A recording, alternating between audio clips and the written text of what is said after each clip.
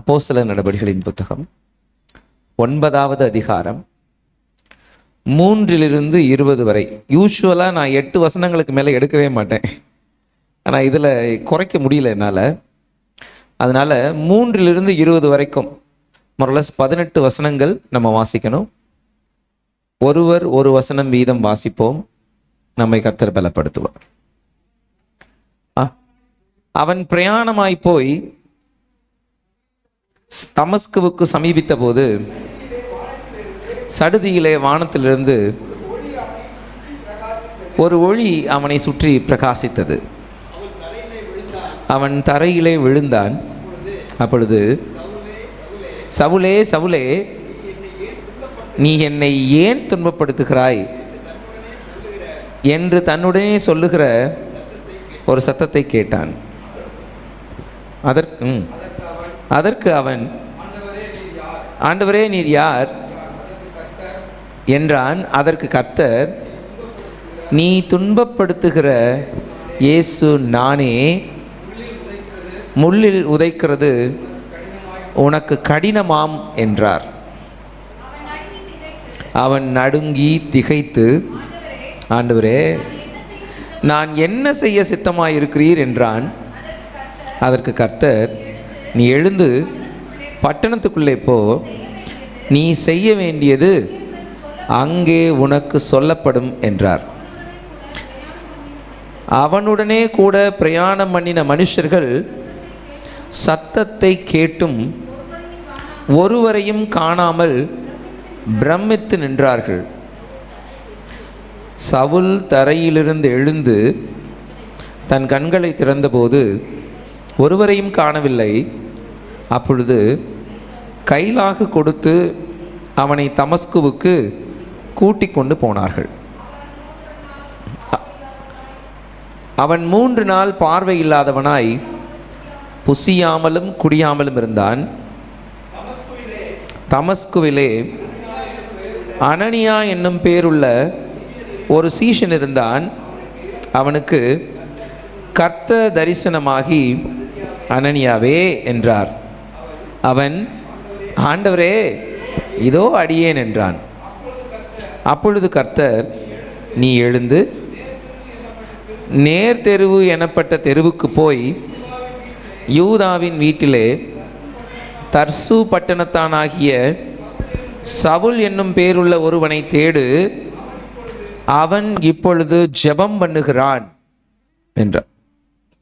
அனனியா என்னும் பேருள்ள ஒரு மனுஷன் தன்னிடத்தில் வரவும் தான் பார்வையடையும்படி தன்மேல் கை வைக்கவும் தரிசனம் கண்டான் என்றார்.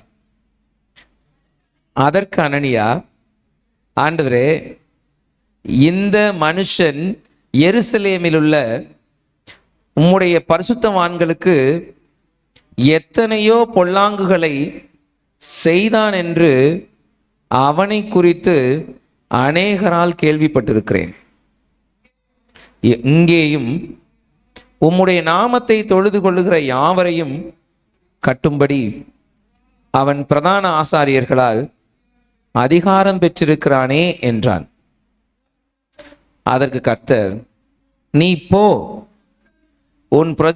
அவன் பிரஜாதிகளுக்கும் ராஜாக்களுக்கும் இஸ்ரவேல் புத்திரருக்கும் என்னுடைய நாமத்தை அறிவிக்கிறதற்காக நான் தெரிந்து கொண்ட பாத்திரமாய் இருக்கிறான். அவன் என்னுடைய நாமத்தின் நிமித்தம் எவ்வளவாய் பாடுபட வேண்டும் என்பதை நான் அவனுக்கு காண்பிப்பேன் என்றார். அப்பொழுது அனனியா போய் வீட்டுக்குள் பிரவேசித்து அவன் மேல் கையை வைத்து, சகோதரனாகிய சவுலே, நீ வந்த வழியிலே உனக்கு தரிசனமான இயேசுவாகிய கர்த்தர் நீ பார்வையடையும்படிக்கும் பரிசுத்த ஆவியினால் நிரப்பப்படும்படிக்கும் என்னை அனுப்பினார் என்றான். உடனே அவன் கண்களிலிருந்து மீன் செதில்கள் போன்றவைகள் விழுந்தது. அவன் பார்வையடைந்து எழுந்திருந்து ஞானஸ்நானம் பெற்றான். பின்பு அவன் போஜனம் பண்ணி பலப்பட்டான். சவுல் தமஸ்குவில் உள்ள சீஷருடனே சில நாள் இருந்து தாமதமின்றி கிறிஸ்து தேவனுடைய குமாரன் என்று ஆலயங்களில் பிரசங்கித்தான். ரொம்ப நீளமான பேசேஜ் தான். இன்னமுமே வசனங்கள் இருக்கிறது அந்த அதிகாரத்தில். நம்ம தெரிந்து கொண்டது இதை கன்சைஸ் பண்ணி சுருக்கணும்னா 22வது அதிகாரத்திலையும் 26வது அதிகாரத்திலையும் இதே சம்பவத்தை நம்ம பார்க்க முடியும். இது லூக்காவினுடைய வாய்மொழியாக இருக்கும். 22வது அதிகாரத்திலேயும் 26வது அதிகாரத்திலேயும் இதே சம்பவம் பவுல் சொல்லுகிறது போல இருக்கும். பவுல் ஜனங்களுக்கு முன்பாக சாட்சி சொல்லும் போது இதை ஒரு முறை சொல்லுவார், அகரிப்பா ராஜாவுக்கு முன்பாக சொல்லும்போது ஒரு முறை சொல்லுவார்.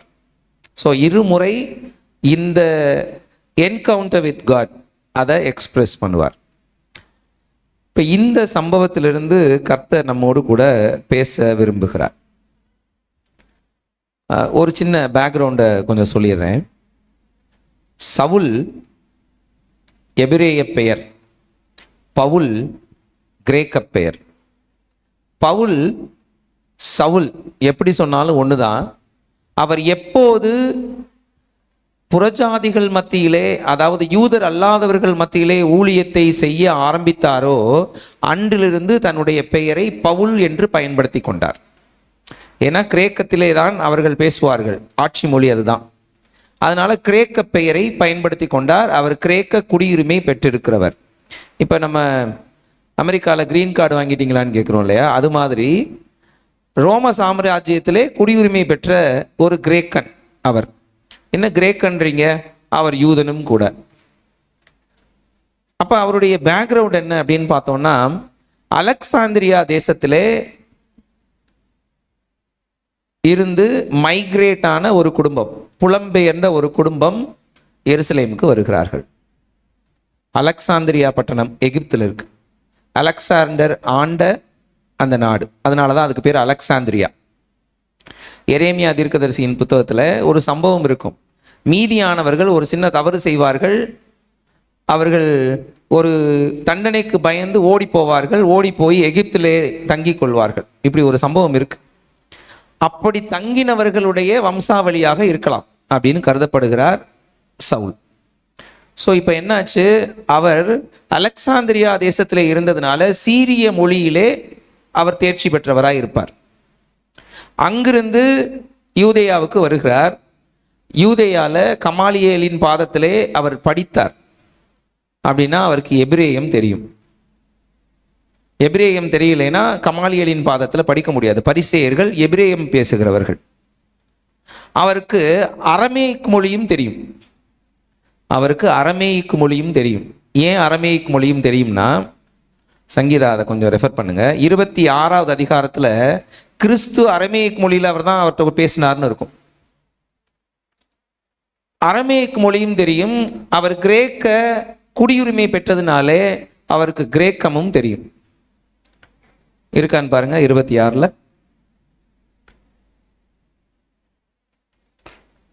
இயேசு கிறிஸ்து அவரோட அரமேயிக் மொழியிலே பேசினார்னு 26ல் இல்லைன்னா 22ல் தேடுங்க, நம்ம அதை பார்த்துருவோம். ஸோ இப்படி ஒரு பெரிய பின்புலம் இருக்கிற ஒரு நபர், 4 மொழிகள் தெரியுங்க. இங்கே பாருங்களேன், ஒருவருக்கு 3 மொழி சரளமாக பேச வந்துட்டாலே அவருடைய மூளை அவர் சொல்வதெல்லாம் கேட்கும். அவ்வளவு தூரத்துக்கு அது டியூன் ஆகும். 3 மொழிகள் திறம்பட ஒருவரால் பேச முடியும்னா அவர்களுடைய அறிவின் அளவு அதிகம்னு அர்த்தம். இவர் 4 மொழி. இன்னொரு சப்போர்ட்டிவ் ஆட்சி மொழியும் அந்த நாட்களில் இருந்தது, லத்தீன். கண்டிப்பா லத்தீனும் தெரிந்திருக்க வாய்ப்பு இருக்கிறது.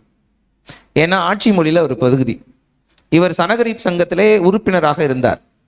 அப்படிங்கிறப்ப இவருக்கு அந்த மொழியும் தெரிந்திருக்கிறதுக்கான வாய்ப்பு இருக்கிறது. ரெக்கார்டு தான் இல்லை, அந்த மொழியும் தெரிந்திருக்கிறதுக்கான வாய்ப்பு இருக்கிறது. ஸோ இப்படிப்பட்ட பின்புலத்திலிருந்து வந்தவர் யூதேயாவிலே பரிசேயனாக இருக்கிறதுனாலே யூத மார்க்கத்தின் மேல் ஒரு வைராக்கியம் உள்ளவனாய், யூத மார்க்கத்திலிருந்து கிறிஸ்தவத்துக்கு யாரெல்லாம் மாறுறாங்களோ அவங்களையெல்லாம் கொல்லுவோம் அப்படின்னு உறுதி கொண்டவராக சுற்றி திரிந்தார். இவர் தான் பவுல், சவுல்.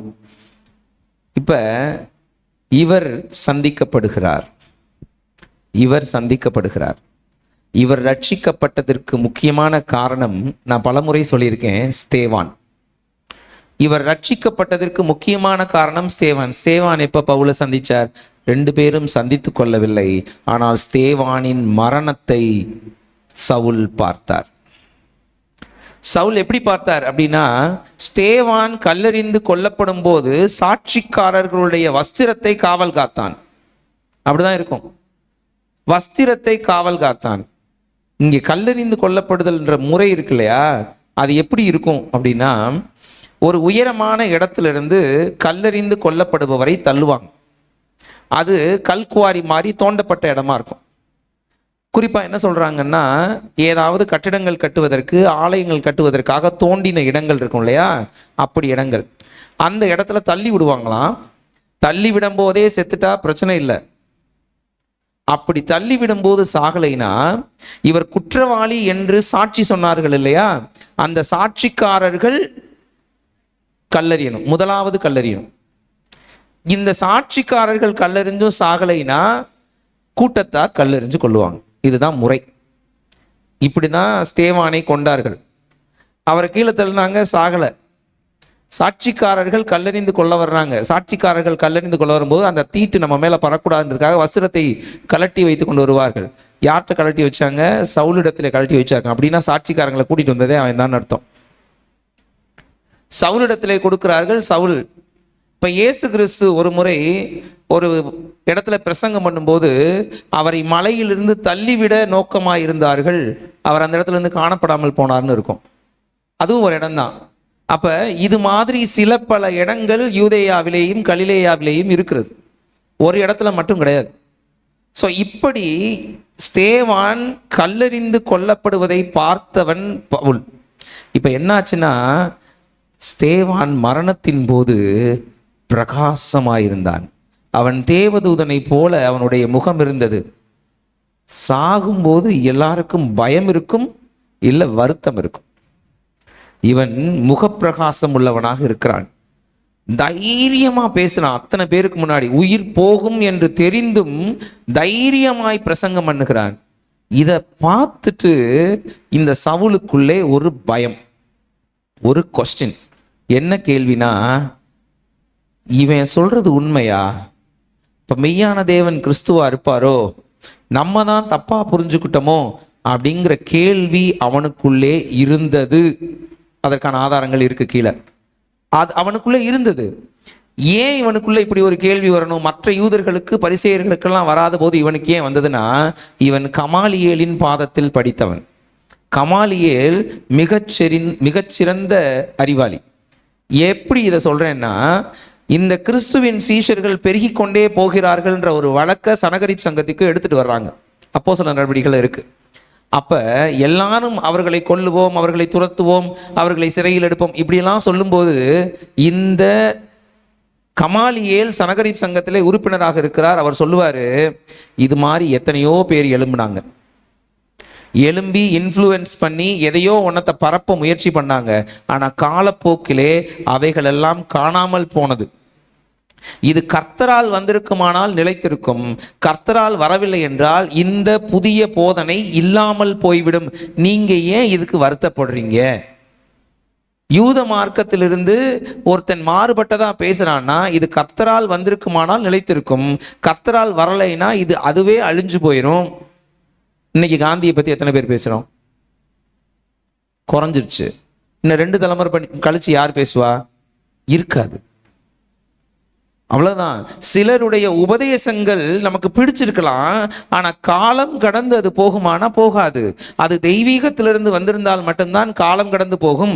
அதனால இதை லூஸ்ல விடுங்க அப்படின்னு சொன்னவர் தான் கமாலியேல். அவர்கிட்ட படிச்சவருக்கு கொஞ்சமாவது அறிவு இருக்கும்ல.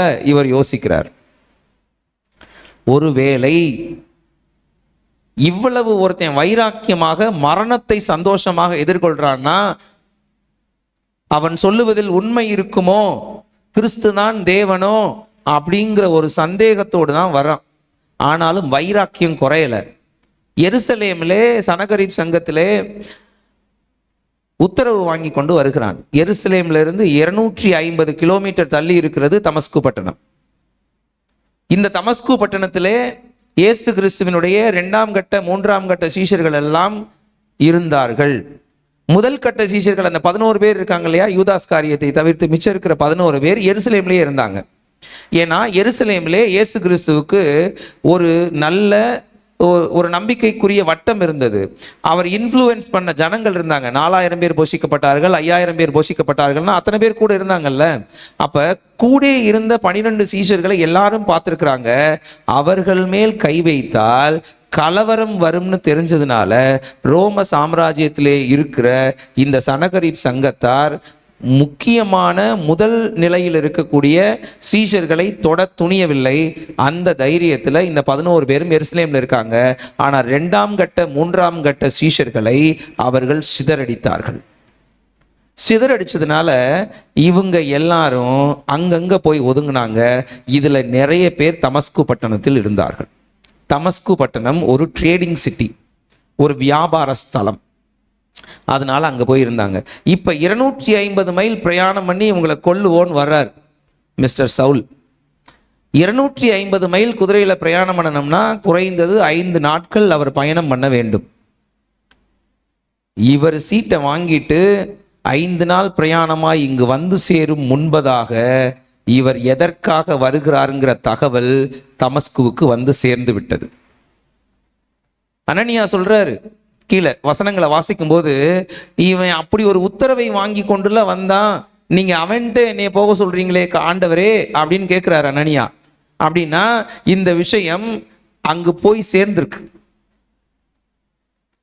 5 நாளும் இவர் ஒரு கேள்வியோடு போகிறார், கர்த்தாவே நீர் யார்?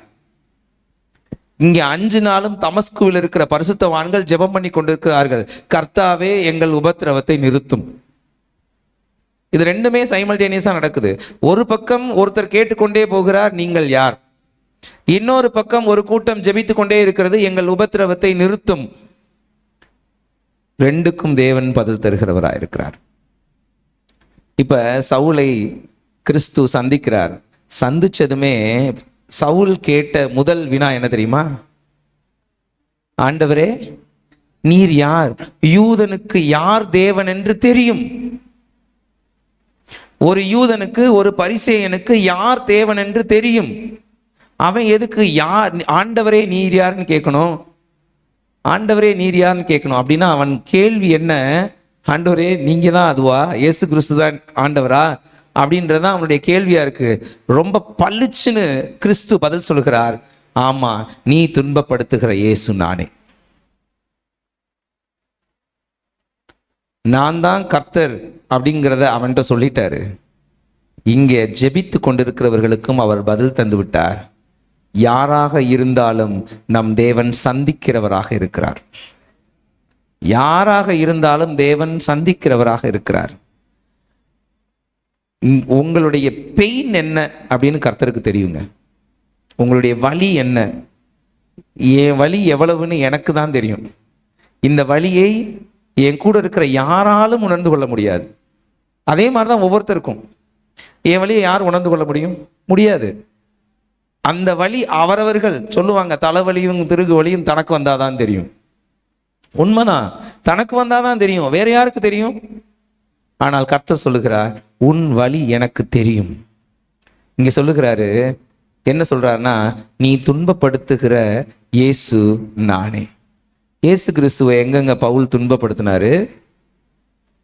அவர் துன்பப்படுத்தினது சீஷர்களை. ஆனா கிறிஸ்து சொல்லுகிறார், நீ என்னை துன்பப்படுத்தினாய். நீ துன்பப்படுத்துகிற இயேசு நானே. அப்படின்னா உங்களுக்கு வலிக்கும் போதெல்லாம் அவருக்கு வலிச்சிருக்கு. நீங்க முகவாடலா இருக்கும் போதெல்லாம் அவருக்கு முகம் வாடிருச்சு. நீங்க கஷ்டப்படும் போதெல்லாம் அவரும் கஷ்டப்படுகிறார். உங்களுக்காக உங்கள் இடத்திலிருந்து உங்களை பார்க்கிற ஒரே கர்த்தர். உங்களை தொட்டா அவருக்கு வலிக்கும். உங்களை தொட்டா அவருக்கு வலிக்கும்.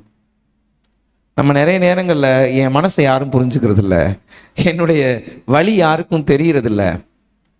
உங்க வலி யாருக்கும் தெரிய வேண்டாம், கர்த்தருக்கு தெரிந்தால் போதும். யார் தெரிஞ்சு என்ன செய்ய போறாங்க? என் வழி என் பிள்ளைகளுக்கு தெரிந்து என்னாக போகிறது? வாங்கிக்குவாங்களா வழிய? என் உறவினர்களுக்கு தெரிந்து, என் மனைவிக்கு தெரிந்து, என் கணவனுக்கு தெரிந்து என்னவாக போகிறது? யாரும் வாங்கிக்குவாங்களா? நோ. ஆலோசனை 1000 சொல்லுவாங்கங்க அந்த வழிக்கு. அந்த வழியை தூக்கி கொண்டு போகிறவர்கள் யாரும் இல்லை. ஆனால் என்னிடத்திலிருந்து என் வழியை தன் வழியாய் அனுபவிக்கிற தேவன் ஒருவர் உண்டு. அவர் கிறிஸ்து. அவர் கிறிஸ்து. அவர் நீ என்னை துன்பப்படுத்துகிறாய்ன்னு சொல்லிட்டாரு. அடுத்து ஒரு வார்த்தை சொல்றாரு, முள்ளில் உதைக்கிறது உனக்கு கடினமாம். என்ன அர்த்தம்? முள்ளுனா ஏதோ இல்லை, தார் குச்சி. குதிரையை ஓட்டுறதுக்கான அந்த முள்ளுக்கு பேர் தான் இங்கே கொல்லப்பட்டிருக்கு. நம்ம தமிழ்ல அதை முள்ளுன்னு சொல்லிட்டோம். தார்குச்சி. தார்குச்சியை வச்சு மாட்டை ஓட்டலாம், குதிரையை ஓட்டலாம். குதிரை தார்குச்சியை ஓட்ட முடியுமா? டைரக்ஷன் நான் தான் பண்ணணும், நீ என்னைய டைரக்ட் பண்ண முடியாது. நீ டைரக்ட் பண்ணினா உன் கால் புண்ணாயிரும் சொல்றாரு. அதான் அர்த்தம். தார்குச்சி என் கையில இருக்கு, நான் தான் நீ எப்படி போகணும்னு சொல்லணும். நீ என்னைய டைரக்ட் பண்ண முடியாது, அதிகாரம் உன் கையில் இல்லை, நீ எடுத்துக்கிட்டா உனக்கு ஆபத்துங்கிறத அங்க சொல்லுகிறார். எதுக்கு தார்குச்சி அவர் கையில் எடுத்திருக்கிறாரு? உங்களுக்காகவும் எனக்காகவும். உங்களுக்காகவும் எனக்காகவும். ஒரு பக்கம் ஒரு குரூப் ஜெபம் பண்ணிட்டு இருக்கு, மறுபக்கம் இவர் ஆண்டவரே நீர் யாருன்னு கேட்டுக்கிட்டு வர்றாரு. இந்த ஜெபம் பண்ணுகிறவர்களுடைய ஜெபம் ஒரு நாளும் வெறுமையாய் திரும்பாது. அது வெறுமையா திரும்பாது. வலிக்கும்னா அவருக்கு தான் தெரியும். என் வலி என்னன்னு அவருக்கு தான் தெரியும். என்ன வேதனையோடு நான் ஜெபித்து கொண்டிருக்கிறேன் எனக்கு தான் தெரியும். ஸ்தேவான் மரணித்தான், உண்மைதான். ஆனால் ஸ்தேவான் செய்தது பைபிள் படி ஒரே ஒரு பிரசங்கம், பெரிய லென்த்தி பிரசங்கம். ஆனா அந்த ஸ்தேவானுடைய மரணத்திலே மிகப்பெரிய அப்போஸ்தலனை கர்த்தர் எழுப்பினார். 14 நிரூபங்களை நமக்கு எழுதி கொடுத்திருக்கிறார். சபைக்கான மூல உபதேசங்களை கொடுத்த மிகப்பெரிய அப்போஸ்தலன் பவுல். ஸ்தேவான் எழுதி கொடுத்திருப்பாரான்னு தெரியாது, ஆனால் ஸ்தேவானுடைய தியாகம் இதை செய்ய வைத்தது. நம்ம நிறைய நேரங்களில் வழிகளையும் வேதனைகளையும் போக வேண்டிய கட்டாயம் இருந்தால் ஒன்றை நினைத்து கொள்ளுங்கள், எந்த பவுலுக்காகவோ நமக்கு இந்த சோதனை. அந்த பவுலின் கணக்கு உங்களுடைய கணக்கில் வரவு வைக்கப்படும். ஸ்தேவானுடைய அக்கௌண்ட்ல தான் பவுல் கணக்கு இருக்கும், நான் நிச்சயமா நம்புறேன். ஸ்தேவானுடைய கணக்குல தான் பவுல் கணக்கு இருக்கும், நான் நிச்சயமாக நம்புகிறேன். ஏன்னா ஸ்தேவான் தன் ஜீவனை தந்து ஒருவனை ரட்சித்தான். ஸ்தேவான் தன் ஜீவனை தந்து. அப்ப எனக்கு ஒரு நெருக்கடி வருதுன்னா ஒன்று யோசித்துக் கொள்ளுங்கள், உங்கள் நெருக்கடியை பார்த்து கொண்டே இருக்கிற யாரோ ஒருவரின் ரட்சிப்புக்கு நீங்கள் நெருக்கடிக்குள்ளாக்கப்படுகிறீர்கள். எப்பவுமே நெருக்கடி வரும்போது தான் கீழே விழுவோம். நெருக்கடி வரும்போது கீழே விழலைனா ஜனங்கள் ஆச்சரியமாய் பார்ப்பார்கள். அந்த ஆச்சரிய பார்வை தான் மற்றவர்களை ரட்சிப்புக்குள்ளாக வழி நடத்தும். யாருக்குங்க குறை இல்லை, யாருக்குங்க பிரச்சனை இல்லை. எத்தனை குறைகள் எத்தனை பிரச்சனைகள் இருந்தாலும் என் தேவனை நான் தேடுவேன் அப்படின்னு ஒருத்தர் வைராக்கியம் பண்ணினாங்கன்னா அவங்க கேட்குற முதல் கேள்வி என்ன தெரியுமா? உங்க சாமி என்ன கொடுத்துச்சுன்னு இப்படி செஞ்சுக்கிட்டே இருக்கீங்க? எங்க சாமி உசுரை கொடுத்துச்சு, நீ போ அப்படின்னுவேன். உண்மைதான். எந்த சாமியும் கொடுக்காததை என் சாமி கொடுத்தார். அவர் தன் ஜீவனையே கொடுத்தார். அவர் தன் ஜீவனையே கொடுத்தார். எனக்காக அவர் செயல்படுவாருங்க, உங்களுக்காக அவர் செயல்படுவார். ஒரு கூட்டம் ஜெபித்து கொண்டே இருக்கிறது, அந்த கூட்டத்திற்காக கர்த்தர் செயல்பட்டார். தமஸ்குவுக்கு வந்து கொண்டிருக்கிற சவுலை அவர் முகமாய் சந்திக்கிறார். அவர் சந்திக்கிற தேவன், உங்கள் ஜெபத்தை சந்திக்கிற தேவன், உங்கள் வேண்டுதலை சந்திக்கிற தேவன், உங்கள் எதிர்ப்புகளை சந்திக்கிற தேவன், உங்கள் எதிரிகளையும் சந்திக்கிற தேவன். அவருக்கு மனுஷனை சந்திக்காம இருக்கிறதுக்கு காரணமே இல்லை. அவர் சந்திக்கிறார். ஆதாமை சந்திச்சாரா இல்லையா? ஆதாம் அவர் புசிக்க கூடாதுன்னு சொன்ன பழத்தை புசித்தான். இப்ப என் பேச்ச என் பிள்ளை கேட்கலைன்னா மூஞ்சிலே முழிக்காத போயிருன்னுவேன். எல்லாருமே அப்படிதான் செய்வோம். அவன் தான் பயந்து போய் ஒளிஞ்சுக்கிறான். பயந்து போயின்னு கூட இல்லை, பார்க்க விருப்பப்படாம ஒளிந்து கொள்கிறான் கர்த்தரை. ஆனால் அவனை சந்திக்க தேவன் தோட்டத்திற்கு வந்தார். நீங்களும் நானும் எவ்வளவு தூரம் வேணாலும் கர்த்தரை விட்டு போயிருக்கலாம். நம்ம வெளியில சொல்ல முடியாத எந்த பாவத்தை வேணாலும் நம்ம செஞ்சிருக்கலாம். ஆனால் கர்த்தர் சொல்லுகிறார், உன்னை சந்திக்க நான் வந்திருக்கிறேன். உன்னை சந்திக்க நான் வந்திருக்கிறேன். நீ ஒளிஞ்சுக்கிட்டேன்னா நான் என்ன செய்வேன்? ஆதாமே ஆதாமேன்னு கூப்பிடுறேன், நீ வெளியில வா, உன் முகத்தை காட்டு, உனக்கு நான் என்ன செய்யணுமோ அதை செய்கிறேன். எத்தனை நாள் இந்த அத்தி இலையை கட்டிட்டு இருப்ப? வா, உனக்கு தோல் உடைகளை ஏற்படுத்தி தருகிறேன். நீ செஞ்சதுக்கு ஒரு ஒரு ஒரு தண்டனை இருக்கு, ஒரு பிரதிபலன் இருக்கு, அது ஒரு பக்கம் இருக்கட்டும். ஆனா நீ வருத்தப்பட்டு கொண்டே இருப்பது எனக்கு இஷ்டம் இல்லை. உனக்கு ஒரு சுக வாழ்வை நான் தருகிறேன் என்று சொல்லுகிறவர் நம்முடைய கர்த்தர். அப்படிதான் அவர் சந்திக்கிறார். அப்படிதான் நம்முடைய பவுலையும் அவர் சந்திக்கிறார். நமக்கு மத்தேயு 25:40 ஒரு வசனம் இருக்கு பார்த்தீங்களா? நான் வஸ்திரம் இல்லாதிருந்தேன், எனக்கு வஸ்திரத்தை கொடுத்தீர்கள். நான் உணவில்லாதிருந்தேன், எனக்கு போஜனத்தை கொடுத்தீர்கள். நான் சிறையிருப்பில் இருந்தேன், என்னை விசாரிக்க வந்தீர்கள். இந்த சிறியருக்கு நீர் எதை செய்கிறாயோ அதை எனக்கே செய்கிறாய். நல்லது செஞ்சா சிறியருக்கு எதை செய்கிறாயோ அதை எனக்கே செய்கிறாய்ன்னு கர்த்தர் சொன்னார்னா, அவரை நம்பி இருக்கிறவர்களுக்கு வேறு யாரேனும் தீமை செய்தால் அதை அவருக்கே செய்கிறார்கள். அதனாலதான் அவர் சொல்லுகிறாரு, நீ துன்பப்படுத்துகிற இயேசு நானே. யாராவது உங்களுக்கும் எனக்கும் விரோதமாக ஏதாவது செய்தால் கர்த்தருக்கு விரோதமாக அவர்கள் செயல்பட்டு கொண்டிருக்கிறார்கள். கர்த்தர் அவர்களை சந்திப்பார். கர்த்தர் அவர்களை சந்திப்பார். அது சாதாரணமானதா இருக்காது. இதுக்கு பவுலும் ஒரு விலைக்கிரயம் கொடுத்துருப்பாருன்னு நான் நம்புறேன். அதுக்கு முன்னாடி வரைக்கும் நல்லா கண்ணு தெரிஞ்சா தெரியலையான்னு தெரியல. அதுக்கு பின்னாடி அவருக்கு கண்ணுல பிரச்சனைன்னு வரலாற்று நூட்கள் சொல்லுகிறது. இந்த சம்பவத்துக்கு பின்னாடி அவருக்கு பார்வை குறைபாடு ஏற்பட்டிருக்கலாம்னு சொல்றாங்க. அப்படிதான் கடைசி வரைக்கும் ஓட வேண்டிய கட்டாயம் இருந்திருக்கலாம். நான் கர்த்தர் தண்டிச்சார்னு சொல்ல வரல, ஆனால் அவர் சந்திக்கிறார். உங்களுக்காக எனக்காக யாரையோ ஒருத்தர் அவர் சந்தித்து கொண்டே இருக்கிறார். அவர்கள் நம்ம எதிரியா இருக்கலாம், நம்முடைய எதிர்ப்புகளாக இருக்கலாம், நம்மை மட்டம் தட்டுகிறவர்களாக இருக்கலாம், நம்மளை கேவலமா பேசுறவங்களா இருக்கலாம், என்னை கீழே வாரிவிட வேண்டும் என்று நினைப்பவர்களா இருக்கலாம், உங்க வேலைக்கு உழ வைக்கணும்னு நினைக்கிறவங்களா இருக்கலாம். சகலவற்றையும் சகலரையும் தேவன் சந்திக்கிறார். யாருக்காக? உங்களுக்காகவும் எனக்காகவும். தமஸ்குவுக்கு சமீபித்த போது அப்படின்னு 3வது வசனத்துல இருக்கும். தமஸ்குவுக்கு சமீபித்த போதுன்னு இருக்கும் 3வது வசனத்துல. 5 நாள் பிரயாணம் எருசலேம்ல இருந்து தமஸ்குவுக்கு வரார். சந்திக்கிறவர் எருசலேமுக்கு பக்கத்துல சந்திச்சிருக்கலாம், நடு வழியில சந்திச்சிருக்கலாம், தமஸ்குவுக்கு ஒரு 10-30 கிலோமீட்டர் தள்ளி சந்திச்சிருக்கலாம். எங்க சந்திச்சா தெரியுமா? கரெக்டா தமஸ்குவுக்கு சமீபத்திருக்கையில். இன்னும் ஒரு 10 நிமிஷம் நடந்தா தமஸ்கு வந்துரும்ன்ற இடத்துல கர்த்தர் அவனை சந்திக்கிறார். ஏன் தெரியுமா? அவனை சந்தித்தார் என்பதை நீங்கள் பார்க்கும்படி. நீங்க எல்லாம் தமஸ்குவில் இருக்கிறீர்கள், சீஷர்கள் எல்லாம் தமஸ்குவில் இருக்கிறார்கள். அவங்களுக்கு தெரியுமா பவுல் சந்திக்கப்பட்டான், என் ஜெபம் சந்திக்கப்பட்டதுன்னு? உங்கள் ஜெபத்துக்கான பதில் வந்துவிட்டது என்பதை நீங்கள் பார்க்கும்படியாக அவன் தமஸ்குவுக்கு பக்கத்திலே சந்திக்கப்படுகிறான். உங்க பிரேயருக்கு ரிசல்ட் உங்க கண்ணு முன்னாடி தான் இருக்கும். உங்க பிரேயருக்கான ரிசல்ட் உங்க கண்ணு முன்னாடி தான் இருக்கும். உங்களை எதிர்ப்பவர்களுடைய விழுதல் உங்க கண்ணு முன்னாடி தான் இருக்கும். பின்னாடியெல்லாம் கொண்டு போய் வைக்க மாட்டார். என் பிள்ளையை கஷ்டப்படுத்தினேல, நீ விழுந்தாலே அவன் சந்தோஷப்படுவான். அதை நான் அப்படி கூட விழ வைக்க மாட்டேன், என் பிள்ளையின் கண் முன்பாக அதை செய்வேன்.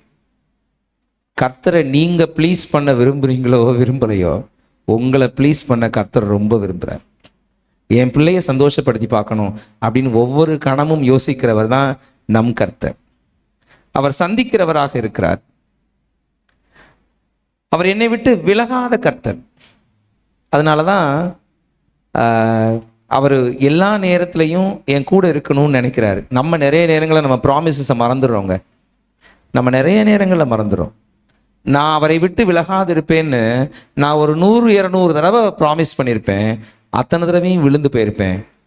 ஆனால் அவர் சொல்றாரு, நான் உன்னை விட்டு விலகுவதும் இல்லை, உன்னை கைவிடுவதும் இல்லை. நீ பின்மாறி போனாலும் உன்னை விட்டு அவர் விலகுவதில்லை, உன்னை கைவிடுவதில்லை. நீ விழுந்து போனாலும் அவர் உன்னை விட்டு விலகுவதும் இல்லை, உன்னை கைவிடுவதும் இல்லை. அதுக்கு எது எடுத்துக்காட்டு தான் ஆதாம். ஆதாம் செய்ததை விட பெரிய பாவத்தை நாம் செய்யவில்லை. மொத்த மனுக்குலத்துக்கும் பாவத்தை கொண்டு வந்து முன்னாடி வச்சுட்டான். அவனையே சந்திக்க கிறிஸ்து வந்தார் என்றால் உங்களையும் என்னையும் சந்திக்க கிறிஸ்து வருவாரா மாட்டாரா? வருவார். உங்களையும் என்னையும் சந்திக்க அவர் வந்தே தீருவார். எபிரேயர் 2வது அதிகாரம் 17-18 வசனம். எபிரேயர் 2வது அதிகாரம் 17-18 வசனம். அன்றியும் அவர் ஜனத்தின் பாவங்களை நிவர்த்தி செய்வதற்காக தேவ காரியங்களை குறித்து இரக்கமும் உண்மையும் உள்ள பிரதான ஆசாரியராய் இருக்கும்படி எல்லா விதத்திலும் தம்முடைய சகோதரருக்கு ஒப்பாக வேண்டி இருந்தது. ஆதலால் அவர் தாமே சோதிக்கப்பட்டு பாடுபட்டதினாலே அவர் சோதிக்கப்படுகிறவர்களுக்கு உதவி செய்ய வல்லவராய் இருக்கிறார். இதை வச்சு நான் ஒரு தடவை குட் ஃப்ரைடேல பிரசங்கம் பண்ணேன். உண்மைதான். என்ன சொல்ல வருகிறார்னா, 2 கள்ளர்களுக்கு மத்தியிலே கிறிஸ்து அறையப்பட்டார். ஏன் அறையப்பட்டார் அப்படின்னா, அந்த கள்ளர்கள் வேற யாரும் இல்லை, நீங்களும் நானும் தான். எனக்குள்ள எல்லா கள்ளத்தனமும் இருக்கிறது. கள்ளர்களுக்கு மத்தியிலே அவர் அறையப்பட்டார். ஏன்னா இந்த கள்ளனுடைய வேதனையை அவர் அறிந்து கொள்ளும்படியாக. அப்பதான் கள்ளனுக்கு உதவி செய்ய முடியும். எல்லா வகையிலும் எனக்கு ஒப்பாக வேண்டும் என்று அப்படிதான் அங்க எழுதியிருக்கு. தம்முடைய சகோதரருக்கு ஒப்பாக வேண்டி இருக்கிறதுனாலே அவர் தாமே சோதிக்கப்பட்டு பாடுபட்டதினாலே அவர் சோதிக்கப்படுகிறவர்களுக்கு உதவி செய்ய வல்லவராய் இருக்கிறார். சிலுவையிலே எனக்காக என் பக்கத்துல தொங்குகிறவர். இதை சரியா இன்டர்பிரட் பண்ணணும்னா, நான் தொங்குற இடத்துல தானும் தொங்கி என் வழியை அறிகிற கர்த்தர். நான் தொங்குற இடத்துல தானும் தொங்கி என் வழியை அறிகிற கர்த்தர். அப்பதான் அவருக்கு எனக்கு ஹெல்ப் பண்ண முடியும். என் பெயின் என்னன்னு முழுமையா அவர் அறிந்து கொள்கிறவர் அல்ல, அனுபவிக்கிறவர். என் வழி என்னன்றத முழுமையா அவர் அனுபவிக்கிறவர். என் இடத்திலே தானும் தொங்கி என் வேதனையை தானும் அனுபவித்து எனக்கு விடுதலை தருகிறவர். அதான் அர்த்தம். நான் சொன்னேன் இல்லையா, கூட இருக்கிறவங்க யாரும் வலியை வாங்கிக்க முடியாது. என் கர்த்தர் எனக்காக என் வேதனையை வாங்கிக் கொள்வார், வாங்கிக் கொள்வார். இது வேற எந்த மனிதனாலும் செய்ய முடியாது. எனக்காக யாருங்க சிலுவையில தொங்குவா? உங்களுக்காகவும் எனக்காகவும் யாருங்க அடிக்கப்படுவா? நான் கர்த்தர் சொல்லுகிறார், நான் உனக்காக உன்னோடு தொங்குவேன். கள்ளன்னா ஆனாலும் தொங்குவேன். நீ குற்றவாளி தான், ஆனாலும் நான் உன்னோடு தொங்குவேன். நீ பொய் பேசுகிறவன், மாய்மாலக்காரன் தான், ஆனாலும் உன்னோடு கூட நான் தொங்குவேன் என்று வாக்கு பண்ணுகிறவர் நம்முடைய கர்த்தர். அவர் நம் இடத்தில் இருந்து நம்மை அறிகிறவர். என் இடத்துல நின்று என்னை அறிகிற கர்த்தர் என்னுடைய கர்த்தர். 2வது, முதல் வார்த்தையா சொல்லியிருக்கேன், சந்திக்கிறவர்.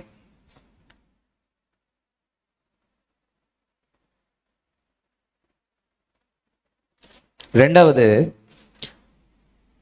அவர் தயார்படுத்துகிறவர். ஆயத்தம் செய்கிறவர்னு சொல்லலாம், ஆனா அதை விட இந்த வார்த்தை பொருத்தமா இருக்கும்னு நினைச்சதுனால போட்டிருக்கேன். தயார்படுத்துகிறவர். உங்களை எல்லா வகையிலேயும் அவர் தயார்படுத்துவார். சவுல் பிரஜாதியார்கள் மத்தியிலே போய் ஊழியத்தை செய்ய வேண்டும். ராஜாக்கள் மத்தியிலே போய் ஊழியத்தை செய்ய வேண்டும். ஆசாரியர்கள் மத்தியிலே ஊழியத்தை செய்ய வேண்டும். எபிரேயர்கள் மத்தியிலே ஊழியத்தை செய்ய வேண்டும். கிரேக்கர்கள் மத்தியிலே ஊழியத்தை செய்ய வேண்டும். இத்தனை கல்ச்சர் டிஃபரன்ஸ் இருக்கிறவங்க கிட்ட போய் ஊழியத்தை செய்யணும்னா அத்தனை கல்ச்சரும் அவனுக்கு தெரிஞ்சிருக்கணும், அத்தனை மொழியும் அவனுக்கு தெரிந்திருக்கணும். கர்த்தர் அதனாலதான் அவனை சீரியா தேசத்திலிருந்து புலம்பெயர்ந்தவர்களுக்கு பிறக்க வைத்தார். கமாலியேலின் பாதத்தில் படிக்கும் வாய்ப்பை கொடுத்து எபிரேயத்தை கற்றுத்தந்தார். ரோம குடியுரிமை பெற வேண்டும்னா கிரேக்கம் தெரிந்திருக்க வேண்டும். சனகரீப் சங்கத்திலே உறுப்பினனாக்கி அவனை கிரேக்க குடியுரிமை பெற வைத்தார். கிரேக்கம் பேசினான். ஆட்சி மொழியில கடிதங்கள் எழுதணும்னா ஒன்று கிரேக்கத்தில் எழுதணும், இல்லைன்னா லத்தீனில் எழுதணும். லத்தீனும் அவன் அறிந்திருந்தான். அரமேய மொழி அவனுக்கு பேச தெரியும். இயேசு கிறிஸ்து அவனோடு அரமேய மொழி தான் பேசினார். இருக்காப்பா? 26 ஆமா, வாசிங்க எதை?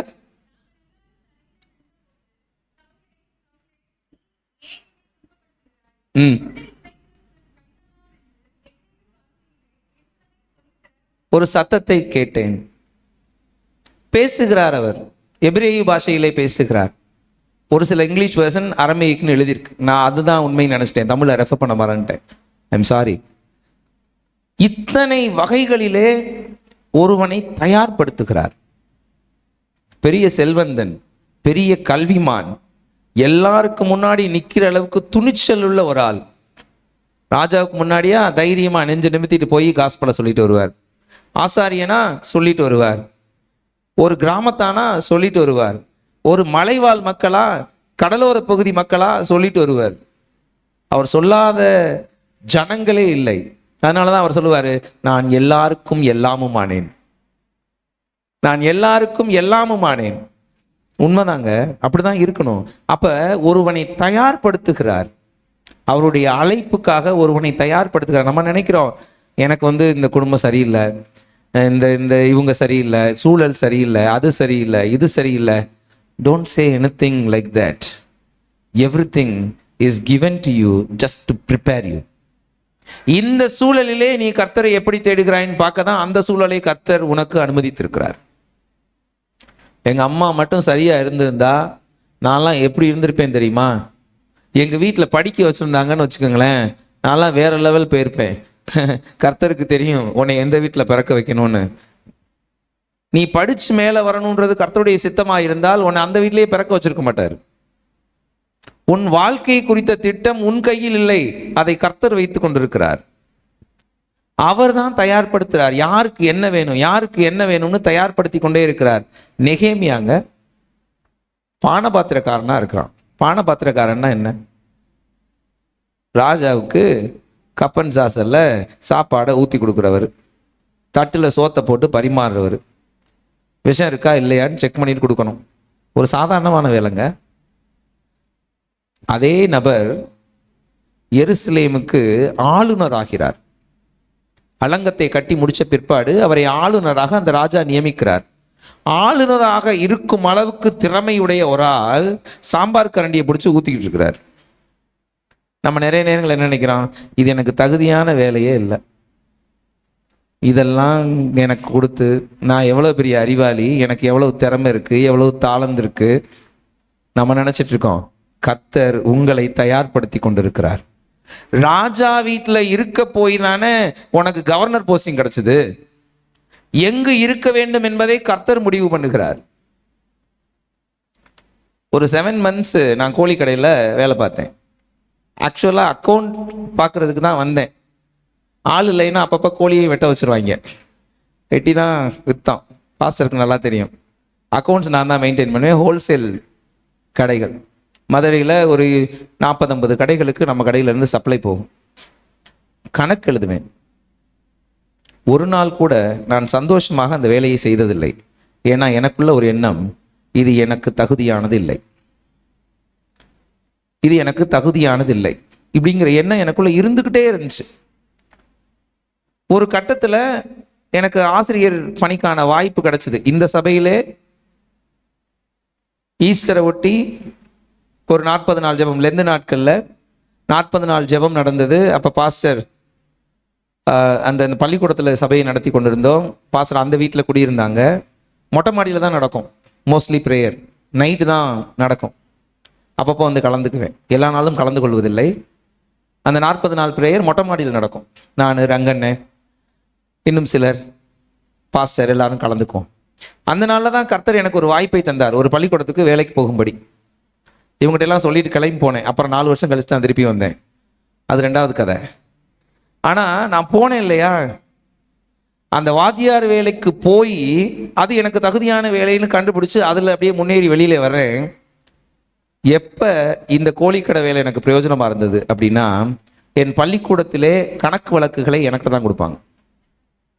அப்போ கூட நான் அதை பெருசாக நினைக்கல. ஏன்னா இந்த கணக்கு வழக்கு பார்க்கறதுக்காக கர்த்தர் நம்மளை கோழிக்கடையில் வச்சுருந்துருக்க போறாரு அப்படின்னு. இப்போ கிடியன் மினிஸ்ட்ரியில் நான் தான் கணக்கு பிள்ளை. கிடியன் மினிஸ்ட்ரியில் டிரான்சாக்ஷன் தாராளமாக ஒரு வருஷத்துக்கு ஒரு 25 லட்ச ரூபாயிலேருந்து 30 லட்ச ரூபாய் நடக்கும். இந்த டிரான்சாக்ஷனை நான் தான் ஹேண்டில் பண்ணுறேன். இந்த கணக்கு வழக்கை பார்ப்பதற்கு எனக்கு ஒரு 6 மாத ட்ரைனிங் என்னோட 21 வயசில் கொடுத்துருக்கிறார். எனக்கு இப்ப நினைச்சா ஆச்சரியமா இருக்கு. அன்னைக்கு ஏன் எனக்கு அது அந்த 6 மாதம் எனக்கு நிந்தையாக இருந்ததே அப்படின்னு நான் யோசிக்கிறேன். ஆனால் அது நிந்தை அல்ல, அதுல நான் சிலவற்றை கற்றுக்கொண்டேன். இப்ப என் கணக்கு நோட்டு பக்காவா இருக்கும். எனக்கு ஜேர்னல் எழுத தெரியும், லெட்ஜர் போட தெரியும், பேலன்ஸ் ஷீட் போட தெரியும், என்ன வேணாலும் செய்வேன். காரணம் என்னன்னா, ஒரு கற்றுக்கொள்ளுதலை கர்த்தர் எனக்கு வைத்து என்னை தயார்படுத்துறாரு. எல்லா இடங்களிலேயும் அவர் எனக்கு தயார்படுத்துகிறார். என் குடும்பம் எனக்கு என்னை தயாரிக்கும் இடம், என் வேலை ஸ்தலம் என்னை தயாரிக்கும் இடம், என்னுடைய ஃப்ரெண்ட்ஸ் குரூப் என்னை தயாரிக்கும் இடம், எல்லாமே என்னை தயாரிக்கும் இடம் தான். அப்ப என்னை நான் தயார்படுத்தி கொள்ள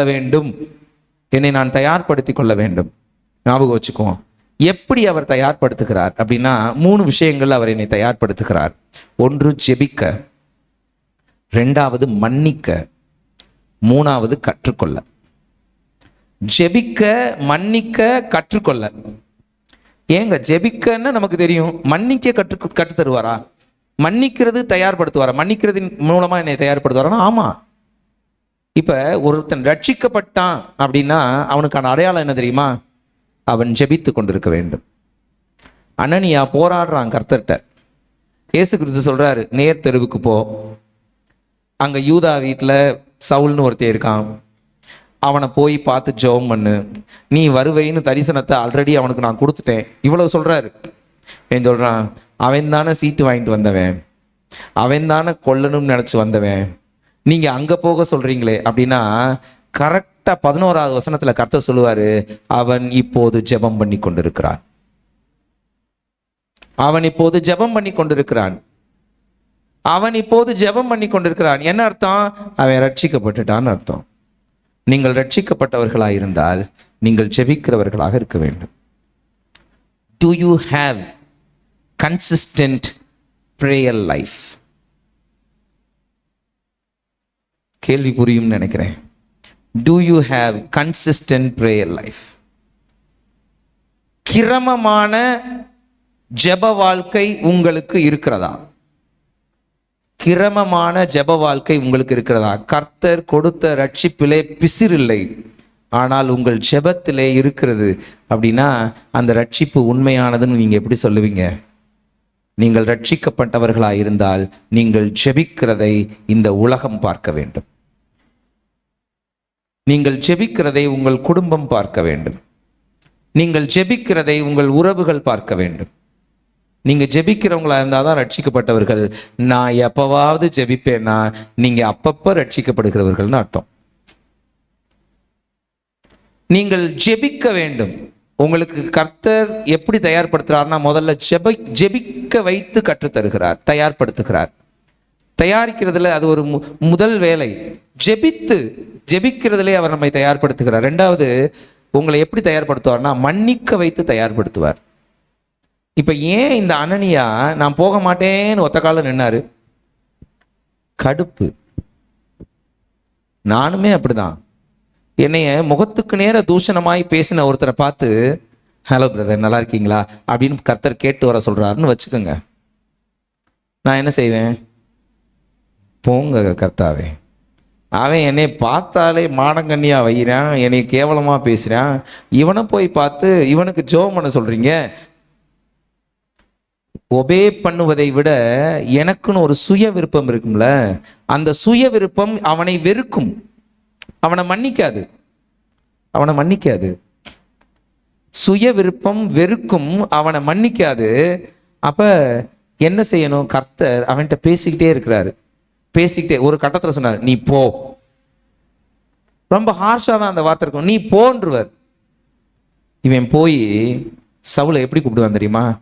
சகோதரனாகிய சவுலே.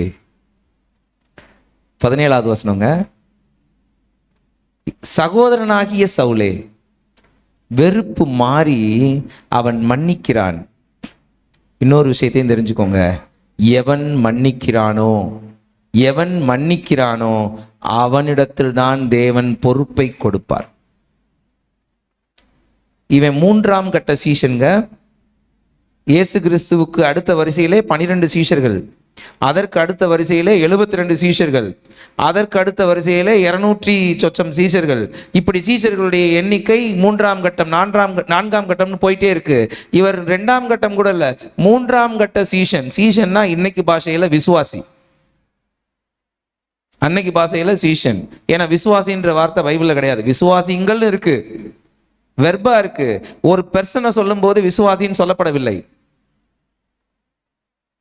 இவன் தேவனுடைய குமாரனா இருக்கிறான், தேவனுடைய மனுஷனா இருக்கிறான்னு வேணா சொல்லப்பட்டிருக்கே ஒழிய விசுவாசின்னு சொல்லப்படல. அப்ப என்ன வார்த்தை பயன்படுத்தப்படுது? சீஷன் என்ற வார்த்தை பயன்படுத்தப்படுது. அவன் சீஷனா இருந்தான், அப்படிதான் ஒரு வார்த்தை சொல்லுது, சாதாரணமான சீஷன். அவனை சந்திக்கும் போது கர்த்தர் சொல்லுகிறார், 11வது வசனத்திலே பிகினிங்க பாருங்க, 11வது வசனத்திலே பிகினிங்ல, இல்லைன்னா 10ல பாருங்க. தமஸ்குவிலே அனனியா என்னும் பேருள்ள ஒரு சீஷன் இருந்தான். சீஷன்ட்ட கர்த்தர் பேசுறாரு, சாதாரண விசுவாசிட்ட கர்த்தர் பேசுகிறார், சாதாரண விசுவாசிட்ட கர்த்தர் பேசுகிறார். ஏன் இதை நான் சொல்றேன் அப்படின்னா, இந்த விசுவாசியை சொல்லும் போது 22, 26 அதிகாரங்கள்ல, 22ல தான் நினைக்கிறேன், 22வது அதிகாரத்துல வாசிக்கும் போது அனனியாவை பத்தி சவுலே ஒன்னு சொல்லுவாரு, யூதேயாவில் இருக்கிற மற்ற யாவரையும் விட இவன் நல்லவனாயிருந்தான். எடுத்துட்டீங்களாப்பா? யூதேயாவில் இருக்கிற மற்ற யாரையும் விட வேத பிரமாணத்தின்படியே புத்தியுள்ளவனும் அங்கே குடியிருக்கிற சகல யூதரிலும் நற்சாட்சி, நல்லவன் என்று நற்சாட்சி பெற்றவன். எடுத்துட்டான் தம்பி, எடுத்துட்டான், தேங்க்யூ. அப்படி நற்சாட்சி பெற்றவன் சவுல் தான் சொல்றார். அத அப்படிப்பட்டவனை பார்த்து கர்த்தர் பேசுகிறார். 2 விஷயத்தை ஞாபகம் வச்சுக்கோங்க.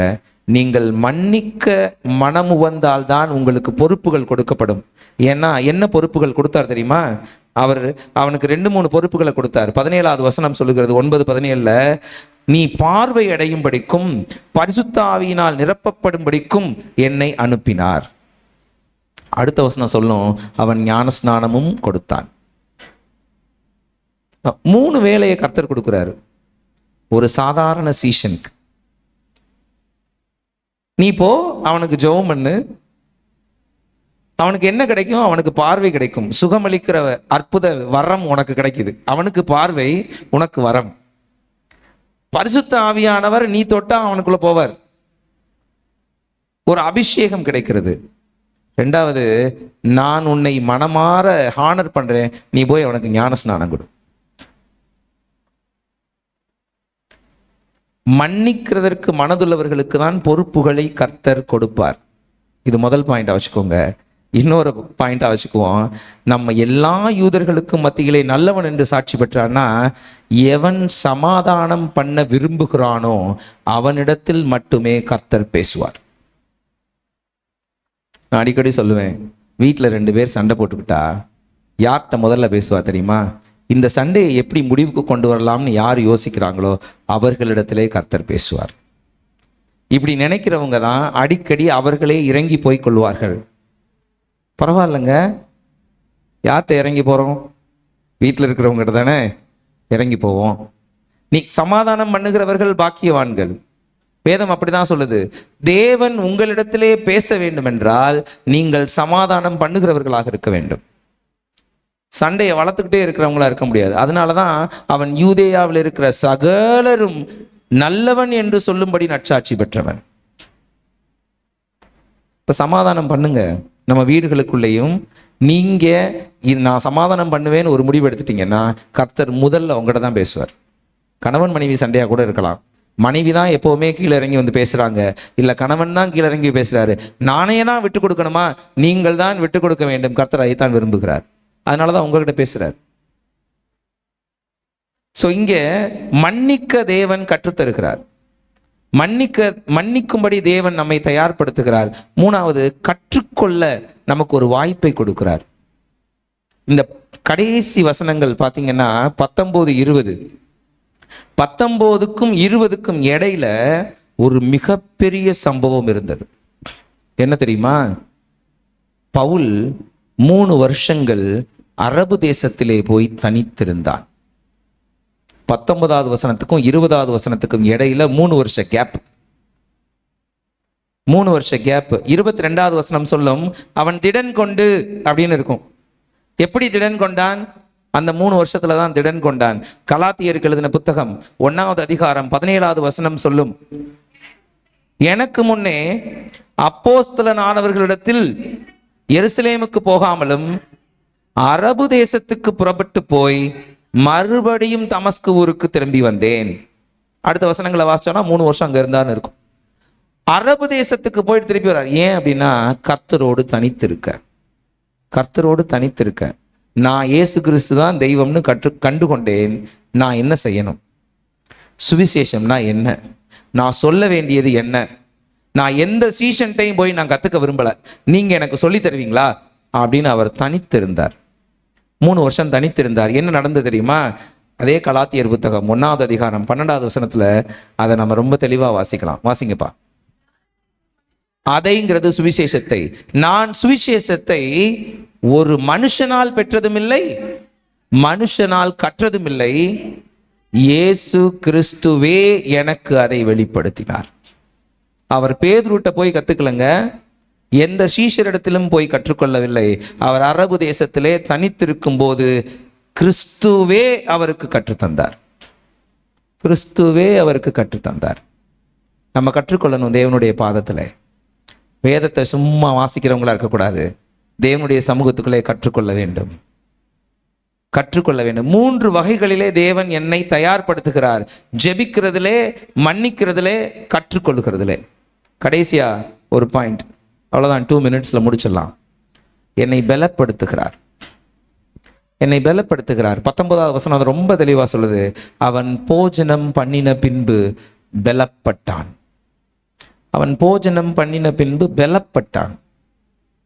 நம்ம சாதாரணமா என்ன நினைக்கிறோம்னா, இது சாப்பிட்டதுனால 3 நாள் சாப்பிடாம குடியாமலும் புசியாமலும் இருந்தான்னு எழுதியிருக்கே, அதனால அவன் சாப்பிட்டதும் அவனுக்கு கொஞ்சம் தெம்பு வந்துருச்சுன்னு எழுதப்பட்டிருக்கு போல. அது அந்த அர்த்தத்திலே மட்டும் சொல்லப்படவில்லை. அவனுக்கு தேவையான ஆவிக்குரிய, ஆத்மாவுக்குரிய, சரீரத்துக்குரிய போஜனம் கொடுக்கப்பட்டது. இந்த வேத வார்த்தைகள் கொடுக்கப்பட்டது. அவன் பலப்பட்டான். சரீரத்திலே பலப்பட்டான், ஆத்துமாவிலே பலப்பட்டான், ஆவியிலே பலப்பட்டான். சரீரத்திலே கிறிஸ்துவுக்காக ஓடுவதற்கான பலம், ஆத்மாவிலே கிறிஸ்துவுக்காக வாழ்வதற்கான வைராக்கியம், ஆவியிலே அவரை வெளிப்படுத்துகிற அந்த வாஞ்சை, கிறிஸ்துவை என் வாழ்க்கையில வெளிப்படுத்துவோங்கிற வாஞ்சை. இந்த 3ஐயும் அவனுக்கு கொடுத்து அவனை அப்படியே ஸ்ட்ரென்தன் பண்ணுகிறார் கர்த்தர். இது எப்படி வரும்னா, இந்த ஆகாரத்தை நீங்கள் உண்ணும்போது, மனுஷன் அப்பத்தினால் மாத்திரமல்ல, அவருடைய வாயிலிருந்து புறப்படுகிற ஒவ்வொரு வார்த்தையினாலும் பிழைப்பான். இந்த வார்த்தை ஜீவனுள்ள வார்த்தை. ஜீவன்னா இங்கிலீஷ்ல லைஃப்னு எழுதியிருக்கு. அதை நல்ல தமிழ்ல மொழிபெயர்த்தோம்னா அது உயிருள்ளது. உயிருள்ள எதுவும் வளரும் அல்லது தேயும். உயிருள்ள எதுவும் வளரும் அல்லது தேயும். இப்ப நம்மெல்லாம் ஒரு கட்டம் வரைக்கும் வளருகிறோம். ஒரு 50-55 வயசுக்கு பின்னாடி எனக்கு வளர்ச்சி இல்லை, தேய்வு. நான் உயிரோடு இருக்கிறேன்னா எனக்குள்ள 2ல் 1 நடக்கணும். ஒன்று நான் வளர வேண்டும் அல்லது தேய வேண்டும். ஆனால் என் கர்த்தர் உயிருள்ள வார்த்தையை கொடுத்திருக்கிறார். இது வளர்ந்து கொண்டே இருக்கும், ஒரு நாளும் தேயாது. இது வளர்ந்து கொண்டே இருக்கும், ஒரு நாளும் தேயாது. அப்படிப்பட்ட வார்த்தைகளை நமக்குள்ள கொடுத்திருக்கிறாரு. இந்த வார்த்தை எனக்கு பலன் தரும். 1 தெசலோனிக்கேயர் 4வது அதிகாரம் 16-18. ஏனெனில் கர்த்தர் தாமே ஆரவாரத்தோடும் பிரதான தூதனுடைய சத்தத்தோடும் தேவ எக்காலத்தோடும் வானத்திலிருந்து இறங்கி வருவார். அப்பொழுது கிறிஸ்துவுக்குள் மரித்தவர்கள் முதலாவது எழுந்திருப்பார்கள். பின்பு உயிரோடு இருக்கிற நாமும் கர்த்தருக்கு எதிர்கொண்டு போக மேகங்கள் மேல் அவருடனே கூட ஆகாயத்தில் எடுத்துக்கொள்ளப்பட்டு இவ்விதமாய் எப்போதும் கர்த்தருடனே இருப்போம்.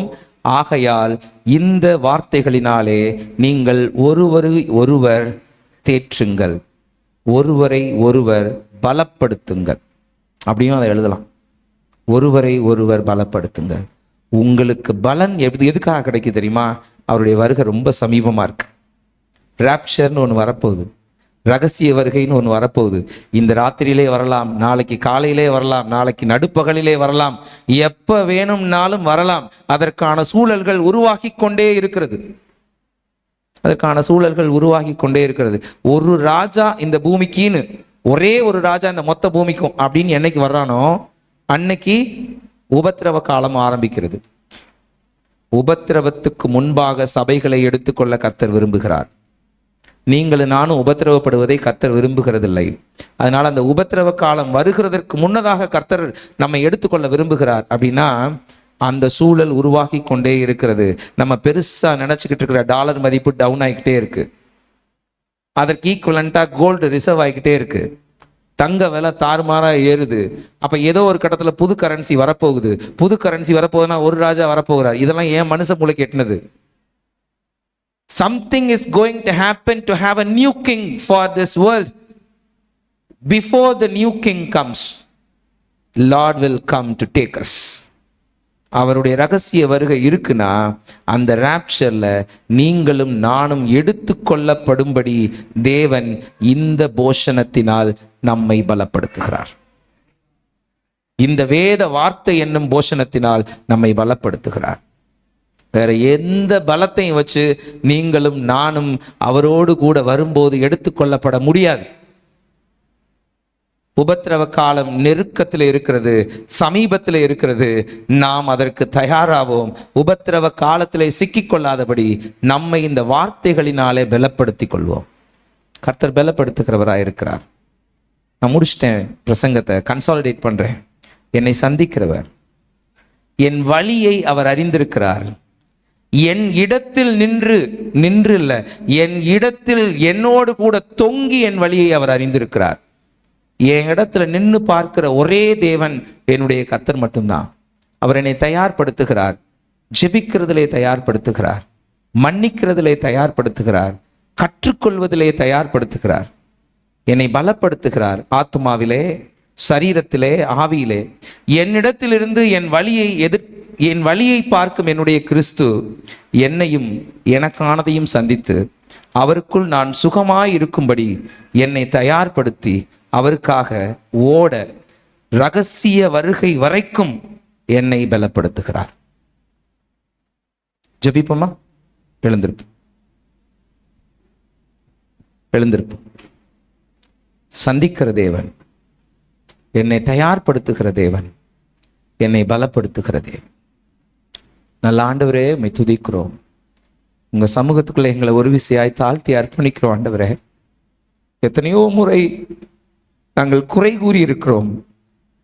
ஆண்டவரே, நீர் எங்களையும் எங்களுக்கானவைகளையும் எங்களுடைய ஜெபங்களையும் சந்திக்கிறவர். பாவியாயிருந்த ஆதாமையும் ஏதேன் தோட்டத்திலே சந்தித்த கர்த்தர் நீங்க. உம்மை துதிக்கிறோம். என்னை சந்திக்க வந்திருக்கிறீர். ஆண்டவரே, நீங்க எங்களை தயார்படுத்துறீங்க. ஆண்டவரே, எங்களை எல்லா இடத்துலையும் தயார்படுத்துறீங்க. எதுவும் எங்களுடைய வாழ்க்கையில எதேச்சையானதல்ல, சும்மா சாதாரணமா வந்து போனதல்ல. சகலமும் ஆதீனத்திலே தீர்மானிக்கப்பட்டு நான் தாயின் கற்பத்திலே உருவாகும் முன்னமே சகலத்தையும் திட்டமிட்டு வைத்திருக்கிற கர்த்தர் நீங்க. உம்மை துதிக்கிறோம் கர்த்தாவே, உம்மை ஸ்தோத்திரிக்கிறோம்.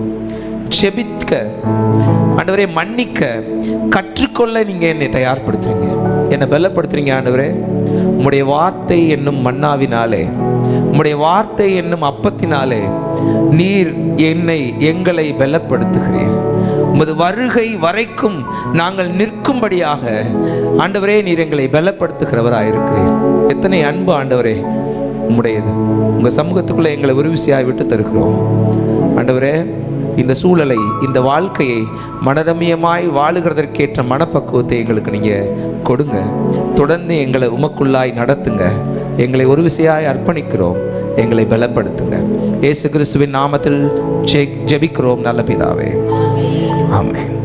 என் ஆத்துமாவே கர்த்தரை ஸ்தோத்திரி, என் முழு உள்ளமே அவருடைய பரிசுத்த நாமத்தை ஸ்தோத்திரி. என் ஆத்துமாவே கர்த்தரை ஸ்தோத்திரி, கர்த்தர் செய்த சகல உபகாரங்களையும் மறவாதே. ஆமென். நம்முடைய கர்த்தராகிய இயேசு கிறிஸ்துவினுடைய கிருபை, பிதாவாகிய தேவனுடைய அன்பு, பரிசுத்த ஆவியானுடைய அந்யோன்ய ஐக்கியம், சந்தோஷம், சமாதானம் நம் அனைவரோடும், தேவனுடைய பிள்ளைகள் யாவரோடும் அவருடைய வருகை பரிந்தும் இருப்பதாக. ஆமேன், ஆமேன், ஆமேன். கர்த்தர் உன்னை ஆசீர்வதித்து உன்னை காக்க கடவர். கர்த்தர் தமது முகத்தை உண்மையில் பிரகாசிக்க பண்ணி உண்மையில் கிருபையாயிருக்க கடவர். கர்த்தர் தமது முகத்தை பிரகாசிக்க உண்மையில் உனக்கு சமாதானம் கட்டளையிட கடவர் என்பதே. ஆமேன், ஆமேன், ஆமேன். எல்லாருக்கும் ஸ்தோத்திரம். கர்த்தர் உங்கள் ஒருவரையும் ஆசீர்வதிப்பாராக. வருகிற வெள்ளிக்கிழமை இரவு ஆண்கள் ஐக்கிய ஜெபம்